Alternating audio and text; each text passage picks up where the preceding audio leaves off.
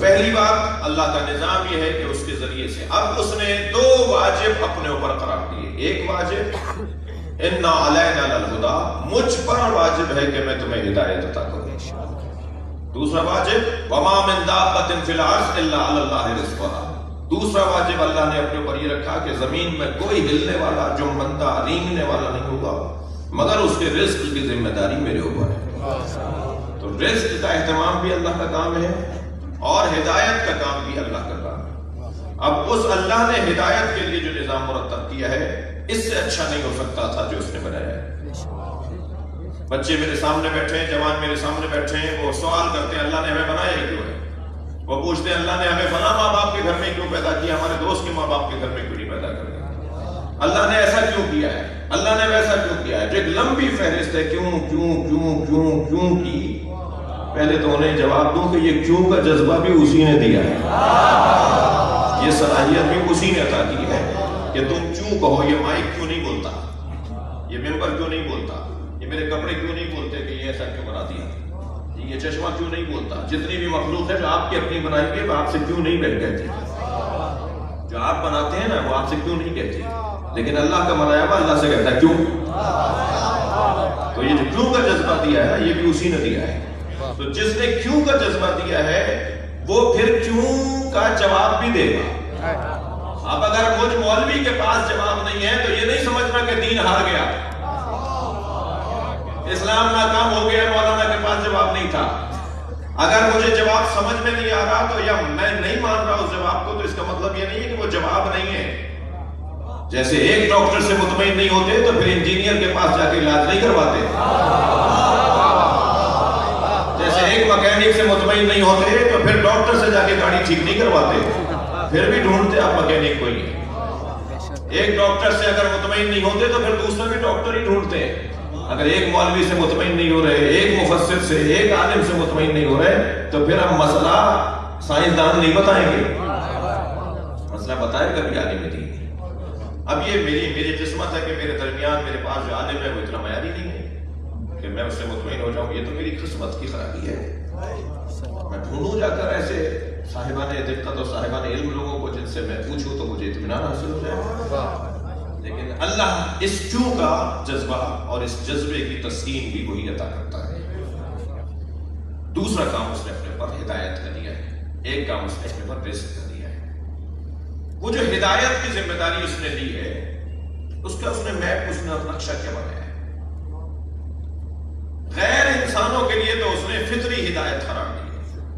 مچھلی میلوں کا سفر کر کے انڈے چھوڑ کر آتی ہے، دوبارہ اپنے پرانے وطن میں آ جاتی ہے.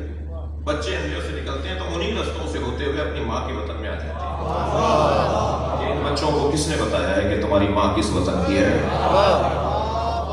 یہ ہدایت تکوینی ہے، ایک فطری ہدایت ہے. یہ ایک مثال ہے. بھئیے کا اگر آپ حوصلہ دیکھیے کتنا انجینئرنگ کی بہترین مثال ہے. شاہکار ہے، نقشے بنانے کی شاہکار ہے بھئیے کا حوصلہ، وہ تاروں سے کیسے بناتا ہے. یہ خود شہد کی مکھی کے مولا علی فرما رہے ہیں کہ کبھی شہد کی مکھی کے چھتے کو اور اس کے نظام کو دیکھو، تم اس کے نظام پہ جتنا غور کرو گے تمہیں اللہ سمجھ میں آئے گا. کون ہے کہ جس نے اس کو اس طرح دماغ دیا ہے، اتنا شعور دیا ہے. یہ چند مثالیں. پھر مور کے اوپر مولا علی کا خطبہ، چمگادڑ پر مولا علی کا خطبہ، چیونٹی پر مولا علی کا خطبہ. مولا نے فرمایا اللہ کو جاننے کے لیے زیادہ دور نہیں جاؤ، اس چیونٹی کو ہاتھ میں اٹھا کے اس میں غور کرتے رہو. وہ سارا نظام جو تمہارے 6 فٹ کے بدن میں اللہ نے قرار دیا ہے وہ اتنی سی چیونٹی میں وہ سارا نظام رکھا ہے. وہ چاہے تو بڑے نقشے کو بنا دے اور وہ چاہے تو بڑے نقشے کو چھوٹی جگہ بنا دے. وہی نظام ہاضمہ ہے، وہی نظام دافعہ ہے، وہی تناسل کا سلسلہ ہے، وہی اولادوں کا سلسلہ ہے، وہی رشتے ہیں کہ یہ نر ہے، یہ مادہ ہے، یہ ماں ہے، یہ اولاد ہے، یہ دادا ہے، یہ نانا ہے. وہی نظام ہے سارا. اور پھر فرماتے ہیں تم نے نہیں دیکھا کہ اتنا باریک سا جانور اسی نظام کے ساتھ چلتا ہے. کس نے بنایا اس کو؟ مور کے بارے میں میرا مولا علی فرماتے ہیں کہ غور فرمائے، اس کے رنگوں پر غور کیا. جب پر ٹوٹ جاتا ہے تو پیلے رنگ کی جگہ پیلا رنگ ہی نکلتا ہے. یہ رنگ اللہ نے کیسے بکھیر دیا اس کے اندر جو اس کو نظام دیا ہے.